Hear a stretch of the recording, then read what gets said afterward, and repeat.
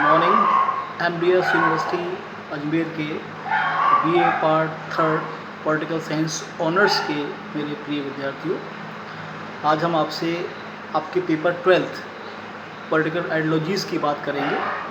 हम इससे पहले भी इस विषय पर बात कर चुके हैं।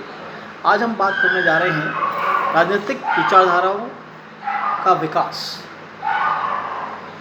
अब देखिए, एक बात का हमेशा ध्यान रखिएगा, आप राजनीति विज्ञान के विद्यार्थी हैं। राजनीतिक घटनाएं, विचार, व्यवस्थाएं, संरचनाएं शून्य में से नहीं आती हैं। इसका पैटर्न या इसकी प्रक्रिया, इसका प्रोसेस अनिश्चित हो सकता है, सिस्टमेटिक हो सकता है, ना हो या सिस्टमेटिक हो, पर एक प्रोसेस होता ज़रूर है जो कि दिखाई देता है, इसका मूल्यांकन किया जा सकता है। तो एक लंबे समय तक ये बहस चली कि विचारधारा किसको कहा जाए। जैसे आप उदाहरण दे सकते हैं महात्मा गांधी का। हम उनकी 150वीं जयंती मना रहे हैं। वो तो एक व्यक्ति हैं, तो क्या एक व्यक्ति के विचार को विचारधारा कहा जा सकता है?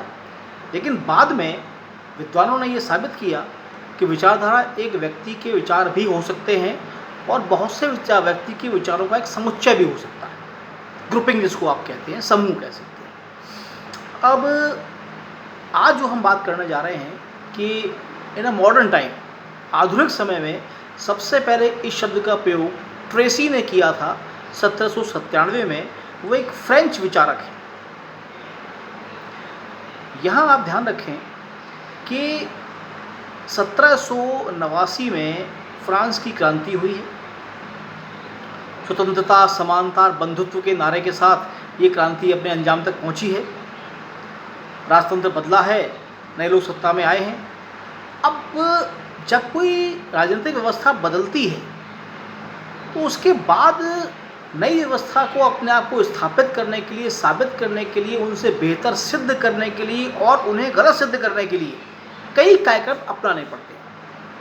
तो इस दौर में फ्रांस में जो व्यवस्था चली है उसमें यह रहा कि भाई सुखवादी विचारों को अपनाया जाए ताकि जनता का जो सुख का स्तर और कल्याण है वो अधिकतम स्तर पर पहुंच सके। ट्रेसी ने इसके लिए शब्द इस्तेमाल किया है, शब्दों का टुकड़ा, विचारों का विज्ञापन।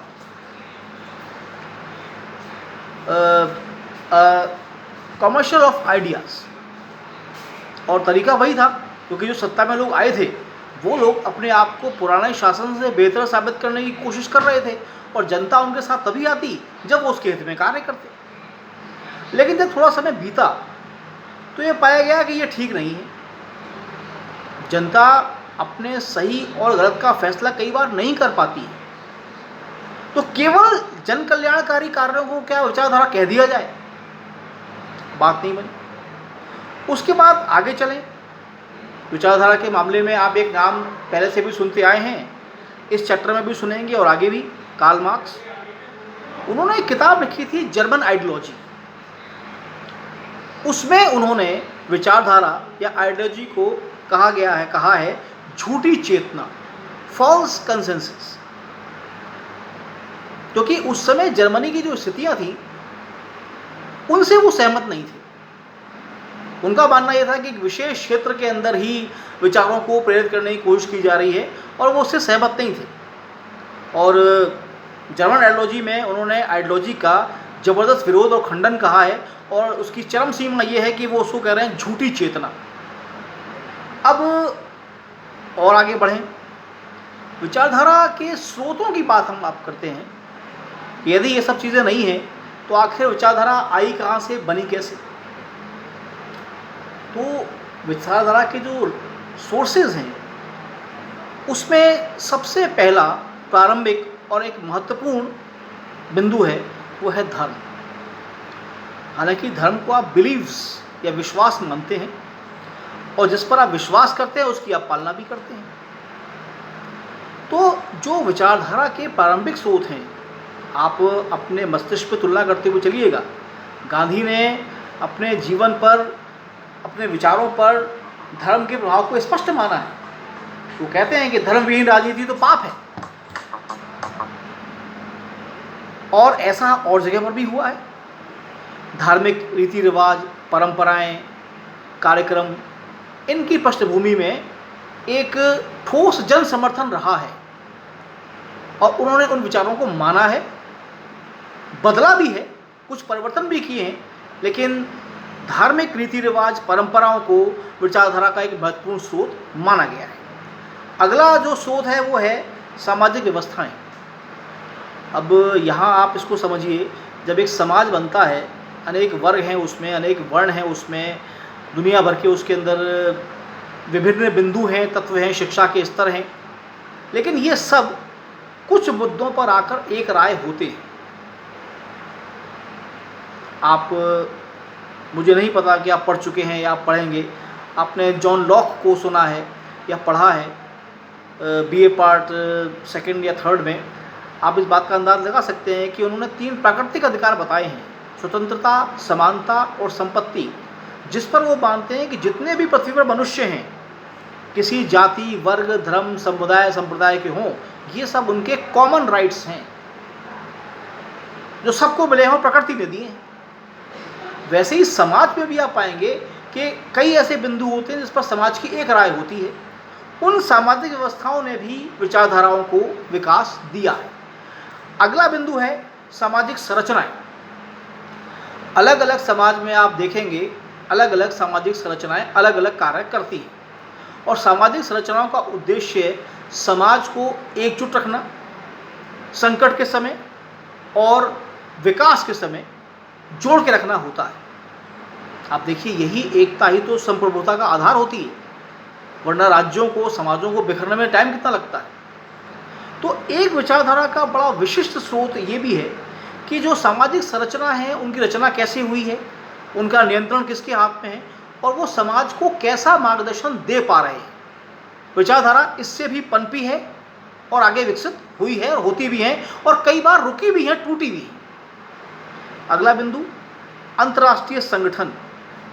अब यहाँ आप ध्यान रखिएगा कि दुनिया भर में अंतर्राष्ट्रीय संगठन बने हुए हैं, चाहे वो सामाजिक हों, आर्थिक हों, विश्व शांति के लिए बनाए गए हों, उनका एक निश्चित वैचारिक ढांचा होता है जिसके तहत वो कार्य करते हैं, और उनकी अनुपालना करना राज्यों का दायित्व माना जाता है। वो करें ना करें ऐसा बहुत कम होता है, अधिकांश देश उस बात को मानते हैं। तो अंतर्राष्ट्रीय विधि जो है वो भी विचारधारा का एक महत्वपूर्ण स्रोत मानी गई है। अगला बिंदु है समाज की मन स्थिति। यह महत्वपूर्ण है।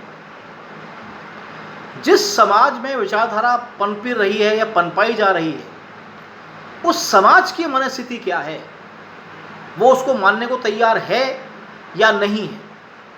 जैसे अभी आप देखें तो भारत की हम बात करें, आपको एक बहुत बड़ा तबका ऐसा मिलेगा जो आरक्षण का समर्थक है, एक ऐसा मिलेगा जो विरोधी है। या आप देखें दुनिया में जो आतंककारी घटनाएं हो रही हैं, आपको ऐसे लोग मिलेंगे जो उसका समर्थन करते हैं, और ऐसे भी हैं जो उसके विरोध में खड़े हैं। किसी राज्य में कोई घटना जब होती है तो आप पाएंगे दोनों पक्ष खड़े होते हैं, पक्ष में भी विपक्ष में भी। ये जो वैचारिक मुक्तता है, आइडियोलॉजिकल फ्रीशिप है, ये भी समाज की मनस्थिति को प्रदर्शित करती है, और ये भी विचारधाराओं के विकास का एक बिंदु मानी जाती है। अगला बिंदु है आर्थिक सामाजिक परिवर्तन, सोशियो इकोनॉमिक चेंजेस। कई बार क्या होता है कि जब कोई बदलाव आता है बाहर से या भीतर से, मसलन आप उदाहरण लें, ब्रिटिशर्स भारत में 17वीं शताब्दी में आए और धीरे धीरे भारत के हालातों का लाभ उठाते हुए वो देश के स्वामी बन गए। बहुत कुछ हमने खोया, लेकिन हमने उनसे बहुत कुछ सीखा भी। जब दो विचार सामाजिक परिवर्तन आते हैं ना, तो संस्कृतियां आपस में जब मिलती हैं तो आर्थिक सामाजिक परिवर्तन आते हैं, और ये सामाजिक आर्थिक परिवर्तन भी वैचारिक प्रभावों को प्रेरित करते हैं, विचारधारा को जन्माते हैं। लोगों की एक सोच बनती है उसके पक्ष में या इसको विरोध में। अगला बिंदु है, ये एक नई चीज़ है, आपने रॉबर्ट डाहल का नाम सुना है, मॉडर्न पॉलिटिकल थ्योरी के प्रमुख विद्वानों में गिनती होती है। आप ईस्टर्न को याद कीजिए, डेविड ईस्टर्न के साथ आप इनका नाम भी जरूर सुनेंगे। विचारधारा पर इन्होंने भी काम किया है और एक नया शब्द दिया है, राजकीय विचारधारा, राइनिंग आइडियोलॉजी। देखिए, राजकीय विचारधारा और राजकीय विचारधारा दोनों में फ़र्क है। राजकीय विचारधारा का आशय डाहल का ये है कि जब कोई दल या शासक सत्ता में आता है तो वो अपनी व्यवस्था को या अपनी जनता को जिस पर वो हुकूमत करने जा रहा है अपने नियम कायदे कानूनों के माध्यम से सही साबित करने की कोशिश करता है। मैंने आपको उदाहरण दिया फ्रांस की क्रांति का, जिन्होंने सत्ता हथियाई थी उन्होंने अपने आप को सही साबित करने की कोशिश की। वैसा हर जगह होता है। अब यहाँ पर राजकीय विचारधारा का आशय ये है डाहल का कि वो राज्य जो है वो अपने कार्यक्रम, अपनी योजनाएं, अपने नेतृत्व, अपनी शैली, इनके माध्यम से अपने आप को और जनता को अपने विचारों के माध्यम से ढालने की कोशिश करता है। रॉबर्ट डाहल ने इसको मूल्यांकन का मापदंड कहा है कि ये स्केल है जिससे आप एक पॉलिटिकल सिस्टम को, लीडरशिप को, प्रोग्राम को एवेल्युएट करते हैं और उसके माध्यम से फिर आपको उसका समर्थन या विरोध मिलता है। धन्यवाद।